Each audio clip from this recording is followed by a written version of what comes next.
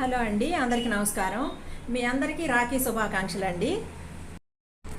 రాఖీ సందర్భంగా బేసన్ లడ్డు చేస్తున్నానండి. 2 కప్పులు బేసన్ తీసుకున్నాను, కప్పున్నర షుగర్, ఒక అరకప్పు వచ్చేసి నెయ్యి తీసుకున్నానండి.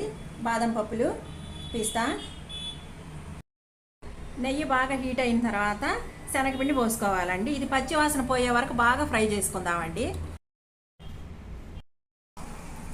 20 మినిట్స్ అయినా ఫ్రై చేసుకోవాలండి. ఇలా అంటే చూడండి సౌండ్ వస్తుంది, నీళ్లు కొంచెం చిలకరించుకుంటే. అది ఇప్పుడు అయిపోయిందండి, మనం దించేసుకుందాం. యాలక పొడి, జీడిపప్పులు వేసేసుకుందామండి. షుగర్ పౌడర్ వేసానండి. ఇది మంచిగా కలుపుకుందాము.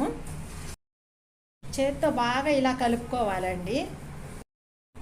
ఇదిగండి లడ్డు తయారైంది. ఇలా అన్ని లడ్డులు తయారు చేసుకోవాలండి. వెన్నలా కరిగిపోయే బేసన్ లడ్డు రెడీ అయిపోయిందండి. మా పాప చూడండి రాఖీలు ఎంత చక్కగా తయారు చేసిందో.